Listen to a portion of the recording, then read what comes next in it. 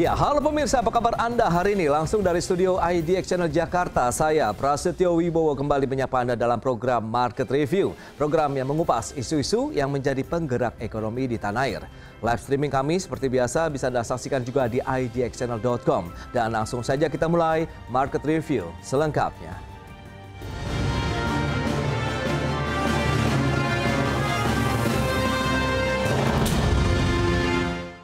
Ya, pemirsa, industri pusat perbelanjaan dan retail hingga saat ini masih berupaya menjaga kinerja positif di tengah tantangan pelemahan daya beli masyarakat. Hal ini terlihat dari okupansi pusat perbelanjaan di sepanjang semester 1 tahun ini yang masih di kisaran 80 hingga 85%. Industri pusat perbelanjaan dan industri retail menjadi sektor usaha yang saling terkait satu sama lain. Sehingga jika terdapat kendala di salah satu industri dipastikan akan mengganggu kinerja industri lainnya. Oleh sebab itu, kedua industri tersebut hingga saat ini masih berupaya menjaga kinerja positif di tengah tantangan pelemahan daya beli masyarakat. Pelaku industri pusat perbelanjaan sendiri seperti dikutip media mengaku masih tetap optimis. Hal ini mengacu kepada tingkat okupasi di sepanjang semester 1 tahun ini yang berada dalam rentang 80 hingga 85% dengan tingkat kunjungan mengalami peningkatan 10% dibandingkan semester 1 tahun 2024 lalu. Di sisi lain, tantangan pusat perbelanjaan di Indonesia, terutama di kota besar dalam mempertahankan eksistensi dan menarik kunjungan sebanyak mungkin, adalah masifnya kehadiran platform belanja daring atau e-commerce dan perubahan perilaku konsumen dalam berbelanja. Sementara itu, survei konsumen Bank Indonesia pada Juni lalu mencatat indeks keyakinan konsumen atau IKK sebesar 117,8 atau mengalami kenaikan dibandingkan Mei 2025 117,5. Dan level IKK bulan Juni tersebut tidak lebih tinggi dibandingkan Juni tahun 2024 sebesar 123,3. Namun demikian, survei konsumen Bank Indonesia Juni 2025 mengindikasikan keyakinan konsumen terhadap kondisi ekonomi masih terjaga. Berbagai sumber, IDX Channel. Ya, pemirsa, untuk membahas tema kita kali ini, resiliensi pusat perbelanjaan di tengah pelemahan daya beli, kita sudah tersambung melalui Zoom bersama dengan Bapak Alfonsus Suwijaya, Ketua Umum Asosiasi Pengelola Pusat Belanja Indonesia. Kemudian juga sudah ada Pak Jimmy Gani, beliau adalah Ketua Dewan Pengawas Asosiasi Pengusaha Retail Indonesia Aprindo. Langsung saja kita sapa. Ya, halo Pak Alfonsus, apa kabar Pak? Ya, baik Mas Pras. Apa kabar juga? Kabar baik Pak, terima kasih atas waktunya. Dan kita sapa lagi Pak Jimmy, apa kabar Pak? Baik, Mas. Apa kabar, Mas Pras? Kabar baik. Terima kasih atas waktu yang disempatkan. Ya, Pak Jimmy. Apa kabar, Pak? Baik, Pak. Baik, kita akan langsung review ini Pak Alfonsus terkait dengan kinerja, kemudian bagaimana Anda melihat perkembangannya di sepanjang semester 1 2024 nih, terkait dengan pusat perbelanjaan di tanah air. Seperti apa update-nya Pak Alfonsus? Saya kira ya kinerja di tahun 2025 ini sampai dengan semester 1 yang lalu, jadi saya kira memang tidak mencapai target begitu. Oke. Tetapi saya kira ini memang sudah diprediksi oleh kami begitu ya. Alasannya satu adalah karena memang faktor daya beli masyarakat khususnya di kelas menengah bawah yang masih belum pulih itu kan sudah terjadi sejak 2024 yang lalu begitu ya, dan sampai dengan saat ini kan masih belum pulih normal begitu. Kemudian ditambah lagi dengan pengetatan anggaran yang dilakukan oleh pemerintah itu juga berdampak terhadap industri pusat perbelanjaan ataupun industri retail begitu. Nah, itu terjadi pada saat kinerja Ramadan dan Idul Fitri yang lalu itu tidak maksimal begitu ya. Jadi kami mencatat itu tidak mencapai target begitu. Jadi saya kira itu adalah dampak dari, salah satunya adalah dampak dari pengetatan anggaran pemerintah yang dilakukan pada akhir tahun 2024 yang lalu. Itu terdampaknya di Ramadan dan Idul Fitri begitu ya, karena memang pada saat pengetatan pemerintah dilakukan itu kan yang terdampak langsung adalah sektor perhotelan, transportasi, industri makanan, minuman dan sebagainya. Tidak langsung terhadap retail begitu. Retail itu baru kemudian dampaknya terasa setelah industri-industri usaha tersebut melemah, melesu begitu, barulah itu mempengaruhi daya beli, dan itu terjadi di Ramadan gitu. Oleh karenanya makanya Ramadan tidak maksimal begitu. Nah, Ramadan dan Idul Fitri itu kan adalah puncak penjualan retail di Indonesia, begitu ya. Jadi kalau puncak penjualan retailnya saja kinerjanya tidak maksimal ataupun target tidak tercapai, itu pasti akan mempengaruhi kinerja 2025 ini secara keseluruhan, begitu. Karena puncaknya saja kan tidak tercapai, begitu. Jadi setelah Ramadan dan Idul Fitri itu tidak ada momen penting setinggi lagi puncaknya seperti Ramadan dan Idul Fitri. Hanya ada Natal dan Tahun Baru, begitu ya. Tetapi Natal Tahun Baru kan saya kira tidak bisa menutup kekurangan yang terjadi di Ramadan dan Idul Fitri yang lalu, begitu. Jadi sehingga sampai dengan nanti akhir tahun kami memprediksi tetap akan ada pertumbuhan, begitu, tetapi pertumbuhannya tidak akan signifikan lah, begitu ya. Mungkin hanya single digit saja, begitu. Kalau single digit itu artinya memang tidak sesuai target dan termasuk kinerja yang tidak maksimal lah, begitu. Baik, jadi kayak saya kira beberapa hal tadi yang menyebabkannya, begitu. Demikian Mas Surat. Baik, itu dia untuk pusat perbelanjaan. Nah, retailnya sendiri bagaimana Perindo melihat kondisi, apakah realisasinya atau realitanya tuh sama begitu yang dialami oleh teman-teman dari pusat perbelanjaan atau seperti apa begitu Pak Jimmy? Ya, saya rasa tadi sejalan dengan apa yang disampaikan oleh Pak Alfonsus ya, bahwa memang kinerja sektor retail Indonesia di tahun 2025 ini menunjukkan dinamika yang cukup menantang. Tapi kita juga meskipun terjadi pelambatan daya beli masyarakat, tadi kan tetap ada pertumbuhan ya. Jadi retail tetap menunjukkan ketahanan dengan kontribusi cukup signifikan terhadap konsumsi domestik, karena ini yang menjadi penopang di dalam growth daripada GDP kita. Beberapa kategori seperti makanan, kebutuhan pokok yang primer ya, terutama ya, yang masih menunjukkan pertumbuhan, sementara memang sektor sandang dan gaya hidup ini mengalami tekanan. Nah, ini di sini jadi kita memang perlu inovasi, adopsi digital, serta optimalisasi dari kanal penjualan omnichannel yang menjadi faktor penting sehingga kinerja retail secara nasional ini bisa kita jaga. Tapi memang kata kunci tadi adalah challenge ya, it's a challenge, menantang gitu, sehingga perlu inovasi dari masing-masing retail untuk bisa tumbuh. Ya, seberapa jauh tekanannya terkait dengan pelemahan daya beli masyarakat saat ini kalau Pak Jimmy di sektor retail? Mengingat tadi ada beberapa tantangan lainnya, ada pengetatan belanja pemerintah, ada momentum besar nasional begitu seperti Ramadan Idul Fitri ternyata masih juga tidak sesuai harapan begitu Pak Jimmy. Iya, memang kalau kita lihat ya kan di berita tuh udah banyak ya terjadi PHK massal, dan juga kita lihat juga susah untuk terutama sektor informal yang karena daya belinya ini terjadi, segmen menengah ke bawah ini sangat sensitif terhadap harga dan inflasi, terutama harga ya. Jadi begitu harganya itu naik sedikit aja, kemudian juga ada faktor tadi daya beli yang melemah, ini tentu perlu ada siasat di rumah tangga. Jadi kecenderungannya rumah tangga itu akan mengetatkan pengeluaran daripada atau konsumsi dari rumah tangga gitu ya. Dan ini cukup asa pada penurunan transaksi barang, terutama yang non essential di pusat perbelanjaan.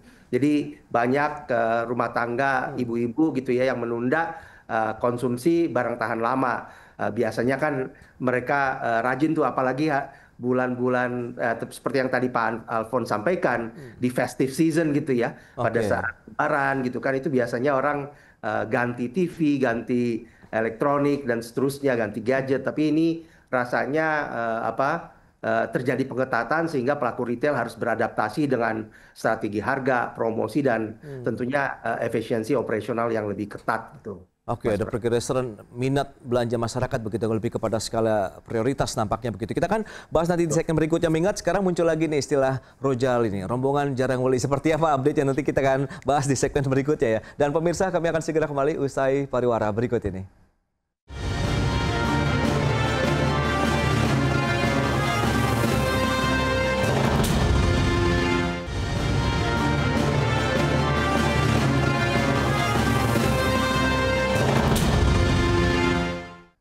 Ya, Anda masih menyaksikan Market Review pemirsa, dan di segmen ini kami akan sampaikan beberapa data terkait dengan laju pertumbuhan ekonomi Indonesia. Kita akan cermati bersama datanya seperti yang bisa Anda saksikan di layar televisi Anda. Baik, ini dia. Untuk pertumbuhan ekonomi Indonesia di kuartal 1 2025 secara tahunan kita akan cermati bersama, tumbuh sekitar 4,87%. Atau kita lihat atau kita sandingkan dengan kuartal 4 di tahun 2024 lalu 5,02%. Dan ini tidak jauh berbeda dengan kuartal 3 di tahun 2024 yang tumbuh sekitaran 4%, meskipun di kuartal 1 2024, kuartal 2 2024 masih tumbuh di kisaran 5% untuk ekonomi Indonesia. Nah, berikutnya ini dia langkah dari Bank Sentral, di mana Bank Indonesia akhirnya menurunkan suku bunga acuan. Apakah ini bisa menjadi booster juga nih untuk bisa mendorong lagi aktivitas konsumsi di masyarakat? Ini dia pergerakannya. Sempat berada di level 6% untuk BI Rate 1 Desember 2024, turun menjadi 5,75%, bertahan sampai dengan Januari hingga April, kemudian turun lagi sekitar 5,5% dari Mei sampai dengan Juni, kemudian turun lagi menjadi 5,25% pada bulan Juli untuk pergerakan suku bunga acuan. Dan selanjutnya kita akan cermati inflasi. Seperti yang bisa Anda saksikan juga di layar televisi Anda, ini dia pergerakan inflasi kita. Januari sampai dengan Juni 2024 terjadi lagi inflasi, sempat memang mengalami deflasi di bulan Mei untuk pergerakannya. Kita lihat minus 0,37%, kemudian naik lagi secara bulanan menjadi 0,19%, sementara secara tahunannya menjadi 1,87%. Itu dia. Kemudian kita akan cermati bersama untuk indeks keyakinan konsumen survei dari Bank Indonesia. Ya, IKK di bulan April 121,7, kemudian di Mei 2025 117,5, kemudian ada naik lagi di bulan Juni 2025 ini menjadi 117,8. Memang masih dalam parameter cukup moderat ya, dalam artian masih bergairah dengan posisi di atas 100 begitu ya. Baik, kita akan lanjutkan kembali perbincangan kita tentunya dengan Pak Jimmy Gani, kemudian juga Pak Alfonsus untuk membahas beberapa data yang tadi sudah kita sampaikan kepada pemirsa. Nah, Pak Alfonsus, kalau kita cermati tadi sempat tertunda, ini ada istilah yang muncul kembali begitu ya terkait dengan rojali atau rombongan jarang beli yang memang ini kalau kita cermati seperti Anda katakan, okupansi 80 sampai dengan 85%. Nah, apakah okupansi itu juga berkorelasi dengan daya belinya sendiri kah, atau bagaimana nih? Mungkin bisa dijabarkan lebih jauh Pak Alfonsus. Ya, saya kira tentunya kalau di pusat perbelanjaan itu kan ada beberapa indikator gitu ya. Indikator utama adalah tingkat kunjungan dan juga tingkat okupansi begitu. Jadi saya kira tentunya kedua indikator tersebut saling berkorelasi lah begitu ya. Jadi kalau tingkat kunjungan meningkat, ya tentunya tingkat okupansi juga akan meningkat begitu. Namun saya kira kalau fenomena rojali ini, saya kira ini bukan sesuatu yang baru begitu kan. Ini bukan sesuatu yang tiba-tiba terjadi. Saya kira fenomena rojali ini selalu terjadi sepanjang waktu begitu di pusat perbelanjaan begitu. Hanya saja memang intensitasnya ataupun jumlahnya yang selalu berubah dari waktu ke waktu begitu ya. Jadi kan seperti kita ketahui, pusat perbelanjaan itu fungsinya bukan hanya sekedar sebagai tempat belanja saja, tetapi ada faktor fungsi-fungsi lain seperti edukasi, pendidikan, hiburan dan sebagainya begitu ya. Jadi tentunya itu fenomena rojali selalu ada, tetapi intensitasnya yang berubah-berubah tergantung faktor kondisi pada saat masing-masing tersebut begitu. Nah, jadi memang saat ini terjadi peningkatan intensitasnya. Saya kira salah satunya adalah karena tadi.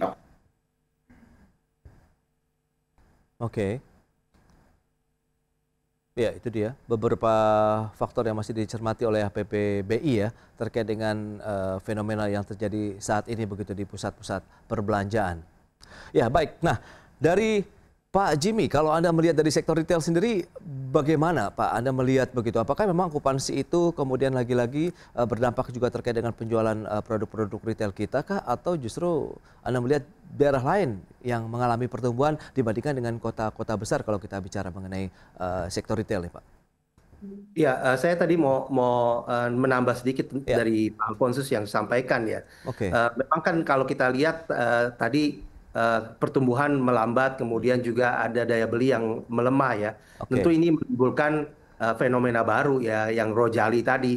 Walaupun seperti yang disampaikan oleh Pak Alfonsus, rojali ini memang bukan sesuatu yang baru, tetapi ini tentunya juga mencerminkan perubahan pola konsumsi masyarakat yang semakin mengetatkan pengeluaran rumah tangganya, sehingga aktivitas window shopping yang ini meningkat gitu, yang tadinya orang datang tapi tetap belanja gitu ya. Sekarang mungkin lebih mengetatkan, mungkin hanya makan saja, sehingga konversi terhadap pembelian ini menurun tentunya.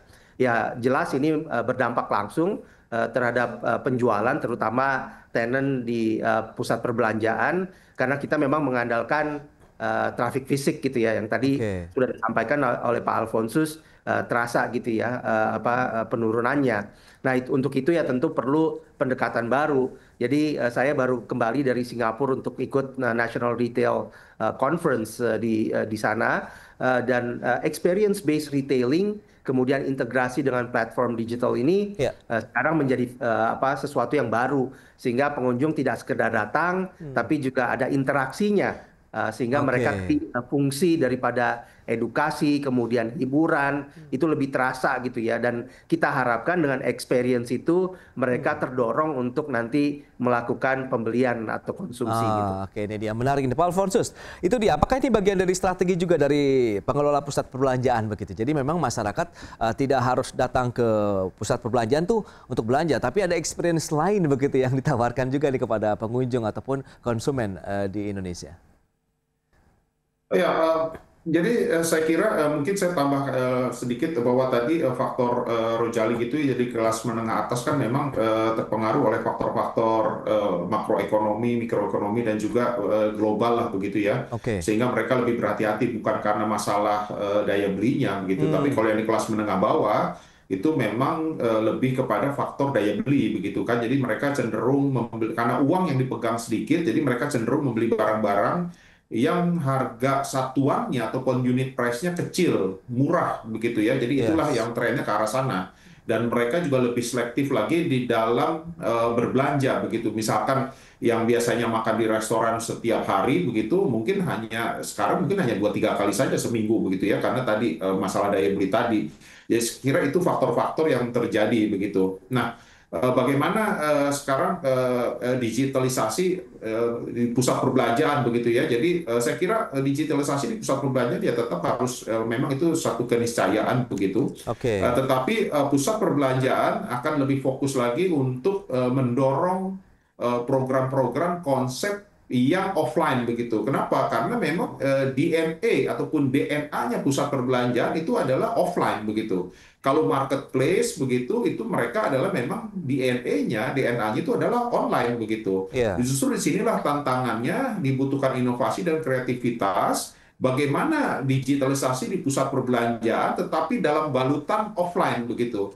Karena itu yang sebetulnya tidak dimiliki oleh teman-teman online begitu. Jadi justru kita tidak akan bertempur dengan online gitu, karena kalau kita bertempur dengan online kita pasti kalah begitu. Jadi justru kita adalah mengedepankan digitalisasi tapi dalam balutan offline begitu. Jadi itulah yang dilakukan, dan itu saya kira yang tidak bisa dilakukan oleh online begitu. Jadi bagaimana kita mendorong fungsi-fungsi offline. Yang paling mudah adalah sekarang fungsi daripada pusat perbelanjaan saat ini itu adalah saya menyebutnya sebagai social connection hub begitu ya. Jadi koneksi interaksi sosial di antara para pengunjung secara langsung dengan sesamanya yang bukan di dunia maya. Nah, pada saat di COVID itu kan mereka bisa berinteraksi sosial juga dengan sesamanya, tapi secara virtual begitu ya.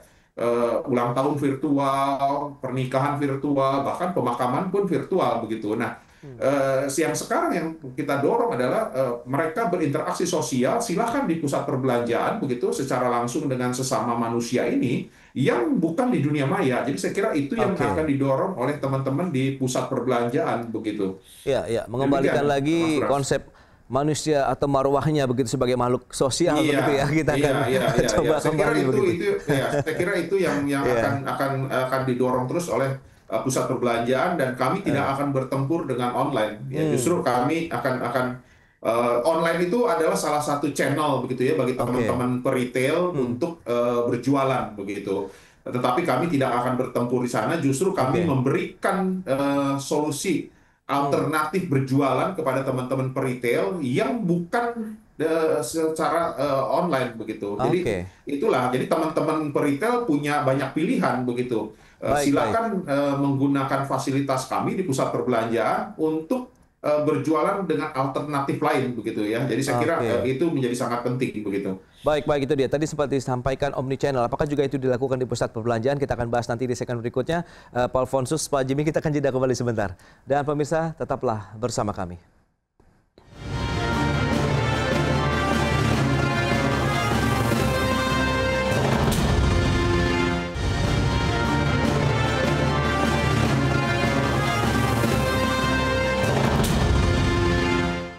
Baik pemirsa, kita lanjutkan kembali perbincangan bersama dengan Bapak Alfonsus Wijaya, Ketua Umum Asosiasi Pengelola Pusat Belanja Indonesia, kemudian Pak Jimmy Gani, Ketua Dewan Pengawas Asosiasi Pengusaha Retail Indonesia. Nah, Pak Jimmy, tadi sudah disampaikan begitu, nampaknya dari pusat perbelanjaan sudah melakukan inovasi, kreativitas begitu. Nah, dari tenan-tenan, dari sektor retailnya sendiri ini bagaimana? Apakah juga memanfaatkan peluang digitalisasi saat ini begitu dengan penjualan mungkin omnichannel, tadi ada yang offline, ada yang online, atau bagaimana nih Pak?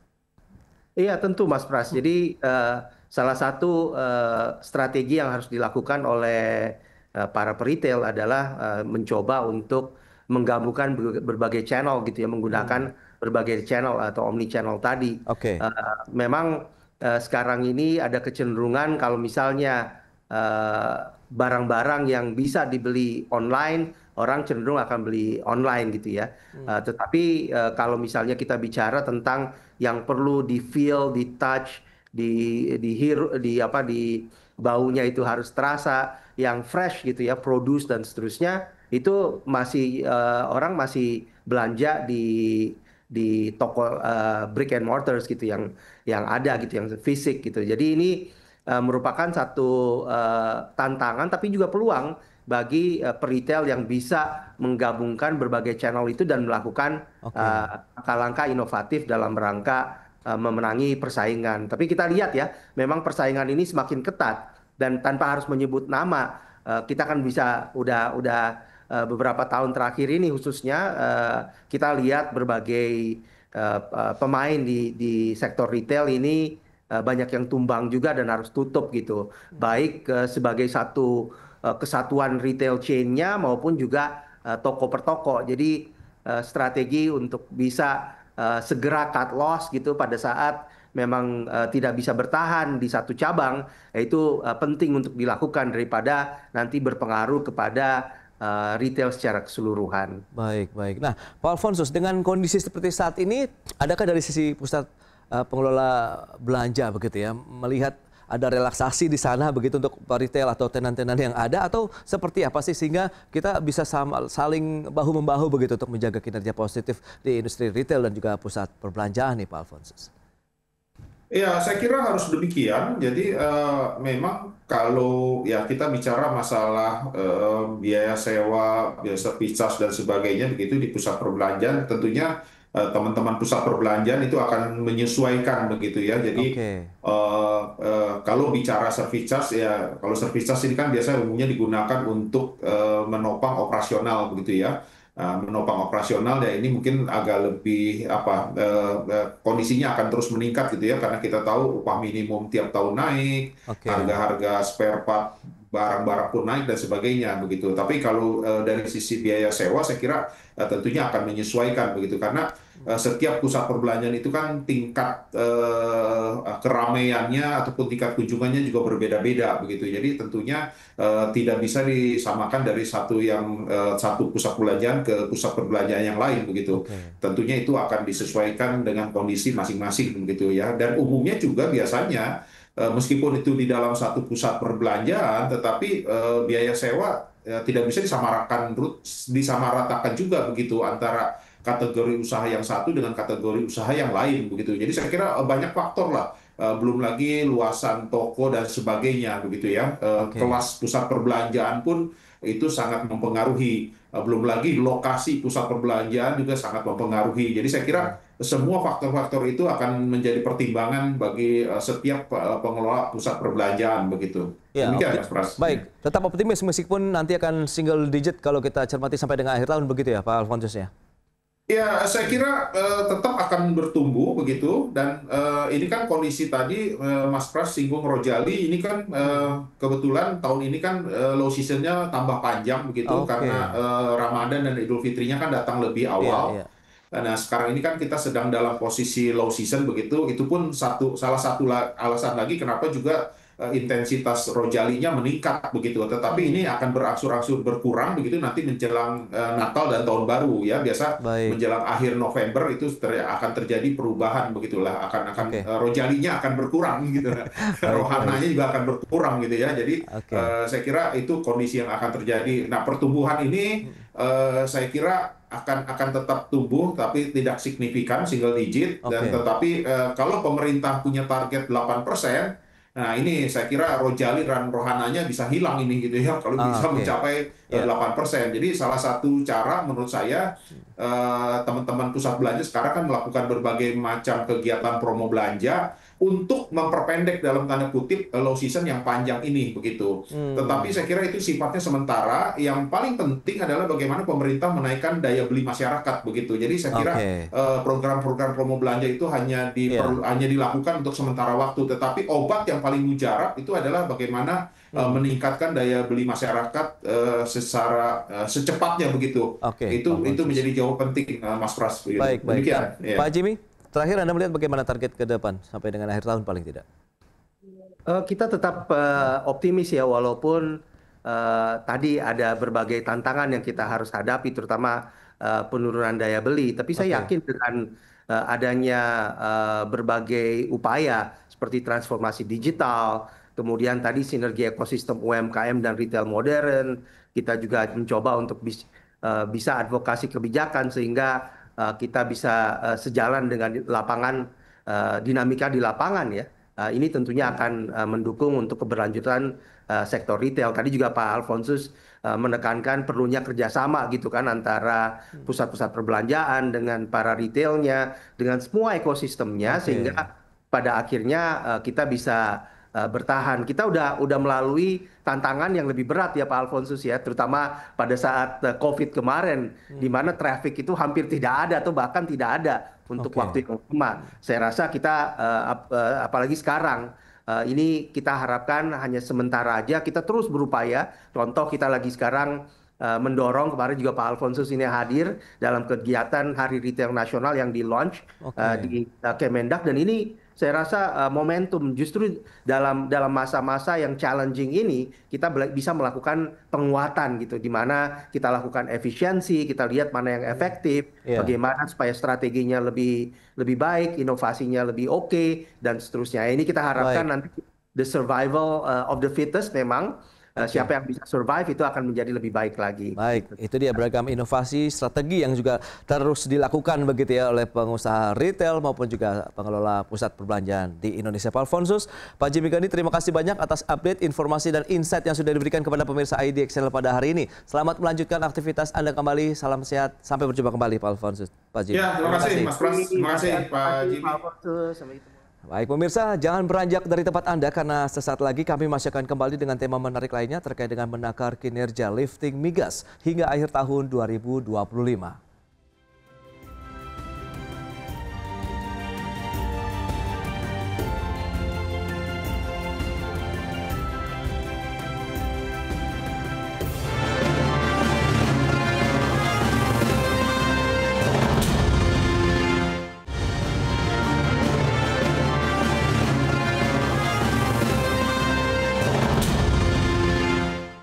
Ya pemirsa, SKK Migas mencatat realisasi lifting migas hingga akhir semester 1 2025 masih di bawah target. Namun demikian, SKK Migas optimistis target lifting migas dalam anggaran pendapatan dan belanja negara atau APBN bisa tercapai hingga akhir tahun 2025 ini. Realisasi lifting migas nasional hingga pertengahan 2025 masih di bawah target.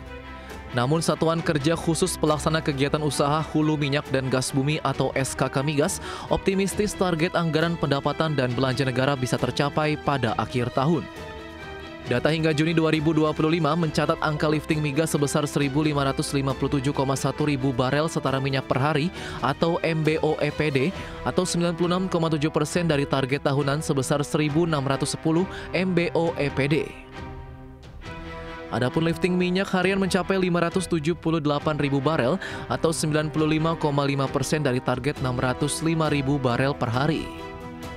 Kita berencana berupaya sekuat tenaga nanti di Desembernya bisa 100% atau mencapai target 605. Alhamdulillah produksi minyak sejak bulan Juli itu naik terus per harinya, terus naik 100 barel. Semoga ini bisa mencapai target APBN. Terutama dari forel terubuk yang diresmikan oleh Bapak Presiden dan kenaikan di Banyu Urip. Joko menambahkan, lifting tidak mencerminkan produksi harian secara langsung karena pengangkutan minyak dilakukan secara periodik, bukan harian. Banyak kontraktor kontrak kerja sama hanya melakukan lifting sekali atau 2 kali setahun, bergantung pada volume simpanan di tangki darat atau laut. Tim Liputan IDX Channel. Baik pemirsa, untuk membahas tema kita kali ini menakar kinerja lifting migas hingga akhir tahun 2025, kita sudah tersambung melalui Zoom bersama dengan Bapak Elan Biantoro, Sekretaris Jenderal Asper Migas, kemudian sudah bergabung juga Pak Satya Widya Yuda. Beliau adalah anggota Dewan Energi Nasional tahun 2020 hingga 2024. Langsung saja kita sapa ini. Halo Pak Satya, apa kabar? Baik, Alhamdulillah. Baik, terima kasih atas waktu yang sempatkan. Pak Elan, apa kabar Pak? Baik, Mas Pras, jumpa lagi. Ya, terima kasih atas waktu yang sempatkan. Sebelum membahas lebih jauh, mungkin Pak Elan bisa mereview terlebih dahulu nih, seperti apa sih dari kacamata Asper Migas ya terkait dengan realisasi migas kita begitu hingga saat ini. Silakan. Ya, seperti tadi tayangan singkat di awal tadi yang disampaikan oleh Kepala SKK Migas, Bapak Joko Siswanto, bahwa memang hasil semester 1 cukup baik walaupun belum mencapai targetnya.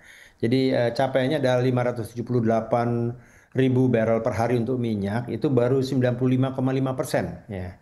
Namun itu baik, kenapa dibilang baik? Karena itu at least secara rata-rata satu semester ini atau setengah tahun itu lebih tinggi dibandingkan dengan rata-rata tahun lalu di 2024 ya. Di mana tahun lalu hanya 576,1 ribu ya, atau 576.100 barrel oil per day. Nah ini satu catatan yang membuat kita cukup optimistik bahwa tren naik ini kalau bisa terus dipertahankan naik gitu ya. Dan juga sama dengan gas ya, bahwa gas itu dari sisi produksi cukup bagus ya, di atas target APBN bahkan. Ya, dari sisi produksi ya, itu 6.820. Yaitu lebih tinggi dari 5.628, namun dari sisi liftingnya masih rendah ya. Itu terkendala apa? Banyak kendalanya ya. Antara lain infrastruktur. Ya, jadi dari 6.800 itu tadi MMCF per day tadi hanya terlifting kan 5.483. Artinya jauh di bawah ya. Berarti ada gas yang tidak terpasarkan, bahkan sebagian terpaksa harus dibakar. Sebagian harus dipakai sendiri untuk own use dan lain sebagainya. Itu. Jadi optimistik kita kenapa ya? Jadi tren naik ini harus terus kita pertahankan. Dan kenapa bisa naik? Itu beberapa faktor sebetulnya.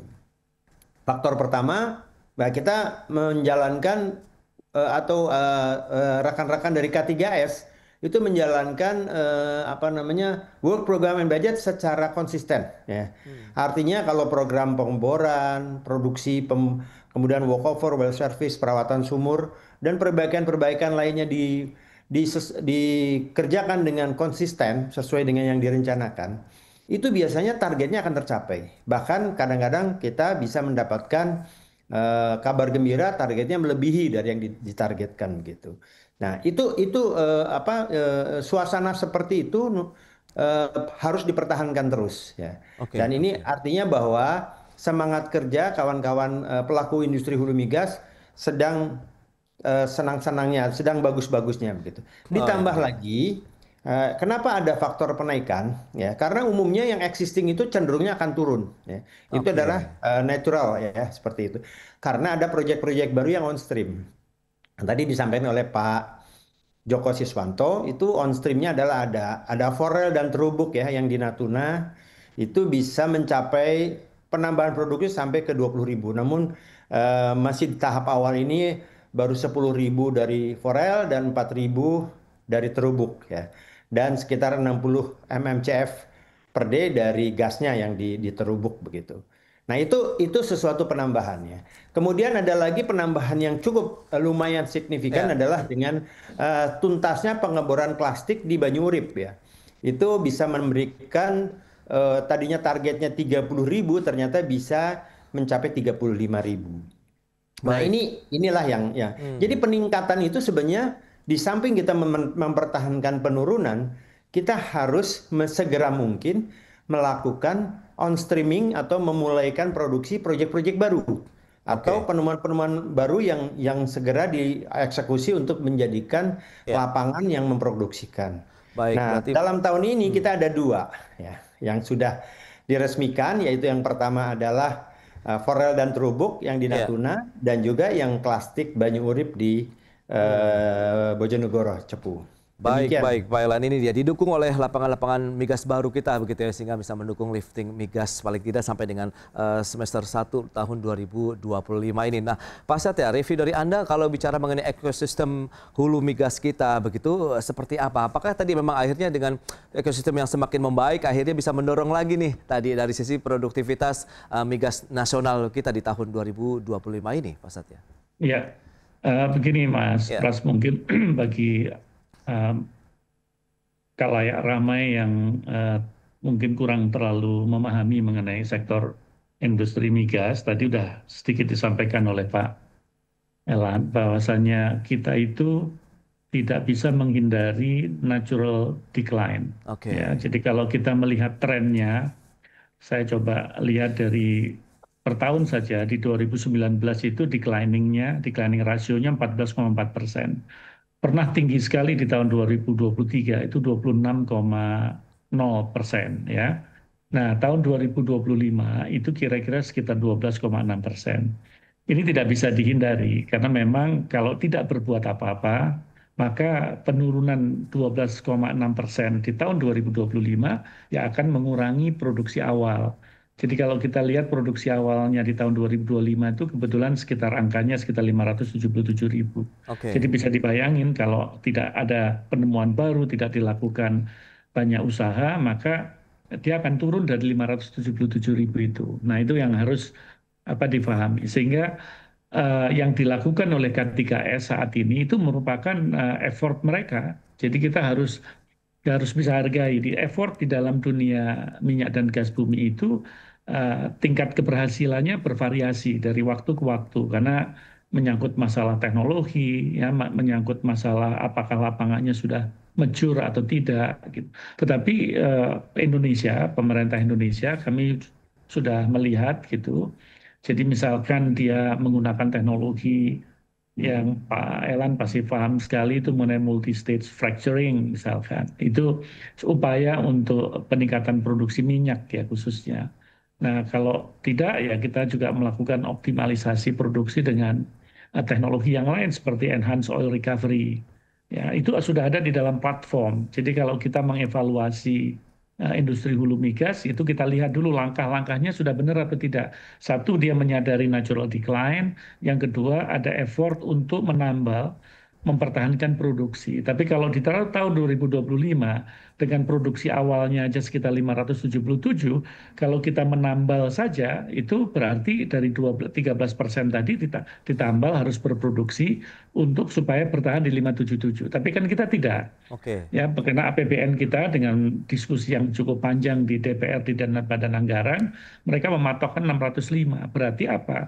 Berarti persentase dari natural decline itu harus teratasi dengan menambah sedikit untuk supaya 605 itu bisa dilakukan. Nah, kalau kita melihat perjalanan di tahun 2025 sampai dengan bulan Juni ini, itu kebetulan ya paling tidak catatannya itu incline 0,1% dibanding average di tahun 2024. Ini satu hal yang harus diapresiasi. Jadi kalau kemarin Presiden Prabowo meresmikan itu bukan tidak ada manfaatnya, tetapi ini merupakan satu effort yang harus kita kita hargai. Ditambah dengan ide-ide baru, ya bukan baru sebetulnya, sudah cukup lama, tapi sekarang lebih difokuskan itu reaktivasi daripada sumur yang idle. Itu menurut saya pada waktu saya jadi penasehat kepala SKK, saya kebetulan PIC-nya itu adalah mengawasi ini. Kita sudah bisa membayangkan saat itu bisa nambah sekitar 10 sampai dengan 15.000 barel ya overall seluruh Indonesia, baik yang ada di dalam WK-nya Pertamina karena mereka yang punya acreage yang paling gede ataupun juga yang non Pertamina. Nah ini sudah menjadi stress out daripada pemerintahan Pak Prabowo ini untuk meningkatkan produksi. Belum lagi nanti seperti yang sebelum-sebelumnya ada eksplorasi migas di daerah frontier ya, di daerah timur. Ya, tambah dengan kemarin ya hasil daripada kunjungan kerja Menteri SDM Pak Bahlil Lahadalia ke Bojonegoro, itu juga ada sumur masyarakat. Jadi kalau langkah-langkah ini secara bersama-sama itu saya yakin bisa menambal daripada penurunan produksi plus dengan target ya supaya kita bisa mencapai 605. Tetapi mesti diingat ya Pak Pras, jadi karena kita itu juga tadi disampaikan Pak Alan bahwasanya tidak akan menghindari terhadap adanya services yang mulai walkover dan lain sebagainya, itu merupakan maintenance yang harus jalan. Jadi tidak mungkin dalam 1 tahun itu tidak dilakukan itu. Nah itu kan tentunya ada pause di sini. Jadi ada satu kegiatan yang sedikit menurun karena mereka melakukan walkover dan maintenance.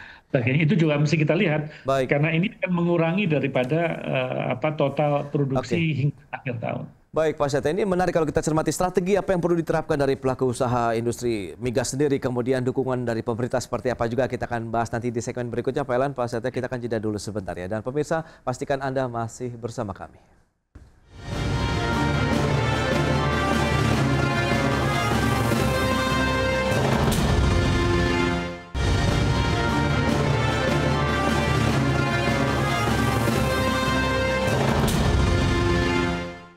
Ya, terima kasih Anda masih bergabung bersama kami dalam Market Review, dan berikut ini kembali kami sampaikan data untuk Anda terkait dengan realisasi lifting minyak di tanah air. Seperti yang bisa Anda saksikan juga, ini semester 1 2024 kita bandingkan dengan semester 1 tahun 2025.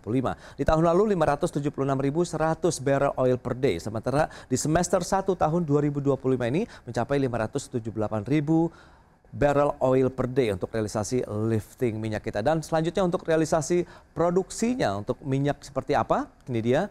Di semester 1 tahun lalu 576.000, kemudian di semester 1 tahun 2025 ini mencapai 579.300 barrel oil per day. Itu dia dengan beberapa data yang kita sudah sampaikan. Kita lanjutkan kembali nanti perbincangan bersama dengan Pak Elan, kemudian juga Pak Satya. Nah, dengan beberapa data tadi yang sudah disampaikan, lantas strategi, kemudian adakah inovasi baru yang akan dilakukan oleh pelaku industri migas sendiri nih Pak Elan untuk bisa mengejar target dari produksi migas kita di tahun 2025 ini? Ya, saya kira saya melihat tren yang bagus dan positif ya, yang dilakukan oleh cukup banyak sekali gebrakan yang dilakukan oleh pemerintah, dalam hal ini Kementerian ESDM. Kita berikan apresiasi yang luar biasa bahwa Pak Bahlil ini banyak sekali melakukan terobosan-terobosan ya. Banyak hal yang dilakukan. Misalnya salah satunya adalah yang kemarin itu bahwa sumur-sumur tua, sumur-sumur idle harus segera diaktifkan, dan juga gebrakan-gebrakan beliau kepada para K3S ya. Mana-mana yang K3S tidak aktif ya akan saya cabut gitu. Jadi itu menjadi sesuatu yang menurut saya hal yang baik ya. Dan membuat semangat kerja kawan-kawan dari K3S juga menjadi semakin tinggi. Kemudian ada satu hal lagi bahwa yang namanya proyek-proyek di depan tuh masih banyak yang harus kita percepat selesaikan ya. Kita tahu ada temuan layaran yang katanya akan diakselerate ya di Andaman ya. Kemudian ada Geng North yang dipegang oleh Eni di mana Kalimantan Timur. Itu juga akan memberikan signifikansi produksi tambahan produksi yang lebih bagus ya. Dan beberapa yang lain seperti Genting Oil juga sudah mulai kegiatan lagi setelah terhambat cukup lama ya.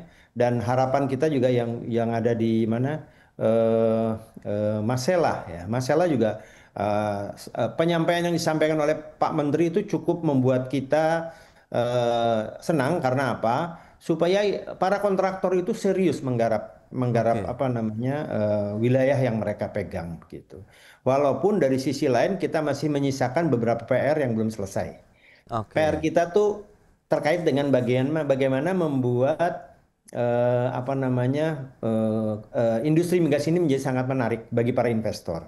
Itu PR. Nanti mungkin di sesi berikutnya. Tapi yang jelas dengan gebrakan yang ada sekarang, kita tuh masih punya beberapa PR. Tapi dengan gebrakan yang dilakukan sekarang ini membuat banyak pemain-pemain migas itu agak bersemangat nih, tambah semangat untuk melakukan kegiatan-kegiatan yang agresif di tahun ini begitu. Baik, Pak Elan. Baik, nah lantas bagaimana Pak Satya kalau kita bicara mengenai insentif ataupun dukungan dari pemerintah sehingga tadi apa yang diharapkan dari teman-teman pelaku industri migas sendiri bisa ketemu nih, ada sinkron begitu antara keinginan dan juga insentif yang akan diberikan. Ya, kalau saya melihat sebetulnya apa yang dilakukan oleh pemerintah itu luar biasa. Jadi apalagi kalau K3S itu punya komitmen untuk menaikkan produksi. Itu kira-kira ya pemerintah yang saya dengar langsung dari Pak Bahlil itu, beliau mengatakan sekarang apa maunya. Ya, asal mempunyai satu komitmen untuk meningkatkan produksi. Jadi semangat awalnya sudah sangat positif. Ya, jadi kalau kita berbicara insentif, berbicara yang umum lah ya, yang umum sudah dimintakan dari waktu ke waktu oleh K3S. Namun apa akibatnya setelah dilakukan itu? Nah, itu menjadi satu kontrak kerja gitu antara pemerintah dalam hal ini melalui Kementerian SDM dan melalui Menteri SDM dengan K3S-nya. Jadi kalau misalkan mereka memang betul-betul mempunyai cara untuk bisa meningkatkan produksi, saya tidak melihat ada hambatan dalam sisi yang lain gitu ya. Dan ini sudah diutarakan berkali-kali. Jadi saya pikir semangat untuk secara bersama-sama antara pemerintah dengan kontraktor kerja kontrak kerja ini atau K3S ini sudah cukup baik ya. Di IPA juga demikian ya, melalui asosiasi Indonesian Petroleum Association, mereka juga punya semangat yang sama. Jadi saya rasa ini cukup positif, Mas, kalau kita melihat nuansa engagement gitu ya antara pemerintah dengan K3S. Berarti sudah dibangun iklim yang sudah kondusif lah ya dari sisi pelaku usaha dan juga dari pemerintah sendiri. Nah, lantas Pak Elan bagaimana targetnya dong kalau misalnya tadi sudah sesuai harapan begitu dengan upaya-upaya yang sudah dilakukan pemerintah tadi menanyakan langsung apa yang diinginkan dari pelaku usaha kemudian kita coba akomodasi dari sisi pemerintah ini Pak Elan. Ya, jadi saya sampaikan bahwa kita masih punya beberapa PR dari sisi pemerintah dan juga negara dalam hal pengelolaan industri migas ya. Baru 2 hari yang lalu kami dari Asper Migas dan juga IPA rapat dengar pendapat dengan DPR terkait dengan masalah RUU. Satu yang paling fundamental adalah RUU atau Undang-Undang Migas kita ini tidak sempurna karena banyak pasalnya, bahkan kata Pak Sugeng Suparwoto 50% lebih pasal-pasalnya sudah tidak berlaku atau dibatalkan oleh MK. Nah ini satu ya, fundamental kita bagaimana kita menyelesaikan RUU migas ini. Sehingga ada kepastian hukum dari sisi para investor, terutama investor kelas besar ya. Chevron, kemudian Total, Shell, yang saat ini sudah tidak lagi di Indonesia, namun saya dengar mereka sedang berniat untuk kembali lagi. Ya. Mereka sedang menunggu itu. Kemudian yang lain-lainnya adalah waktu kami dipanggil berdiskusi dengan DPR, ada beberapa hal. Yang paling utama yang disampaikan oleh Asper Migas adalah bahwa masalah regulasi tadi sudah 13 tahun, belum tuntas-tuntas juga pembuatan revisi Undang-Undang Migas. Yang kedua bahwa konten terhadap apa yang tertuang di dalam RUU tadi IPA menyampaikan ada setidaknya ada 5 aspek yang tolong itu menjadikan bahan pembahasan di dalam RUU. Yang pertama adalah kepastian regulasi jangka panjang yang kokoh dan stabil. Kedua, kemudahan berusaha atau easy doing business. Dalam hal ini tidak dipersulit perizinan, dipermudah pembebasan lahan dan lain sebagainya. Kemudian adanya roadmap transisi energi yang firm, yang baku dari pemerintah. Yang ketiga adalah daya tarik fiskal ya. Dan yang keempat adalah aksesibilitas data dan peningkatan infrastruktur. Itu adalah 5 hal yang disampaikan oleh IPA agar 5 hal itu bisa dirangkum atau dimasukkan di dalam RUU yang membuat para investor itu menjadi sangat tertarik untuk menanamkan modalnya masuk ke Indonesia kembali. Baik, Saya kira Oke. Itu dia, ada 5 harapan begitu terkait dengan kepastian regulasi, ease of doing business, transisi energi, kemudian daya tarik fiskal dan juga lintas data serta infrastruktur yang diharapkan ini bisa terwujud untuk bisa mempercepat lagi produktivitas ataupun lifting migas nasional begitu untuk tahun-tahun ke depannya begitu. Baik, Pak Elan, Pak Satya, terima kasih banyak atas informasi, update dan juga insight yang sudah diberikan kepada pemirsa IDX pada hari ini. Selamat melanjutkan aktivitas Anda kembali, salam sehat. Sampai berjumpa kembali Pak Elan, Pak Satya. Terima kasih. Baik pemirsa, 1 jam sudah saya menemani Anda dalam Market Review. Perbaharui terus informasi Anda hanya di IDX Channel, your trustworthy and comprehensive investment reference. Karena urusan masa depan harus terdepan, aku investor saham. Ya saya, Prasetyo Wibowo, beserta seluruh kerabat kerja yang bertugas pamit undur diri. Terima kasih, sampai jumpa.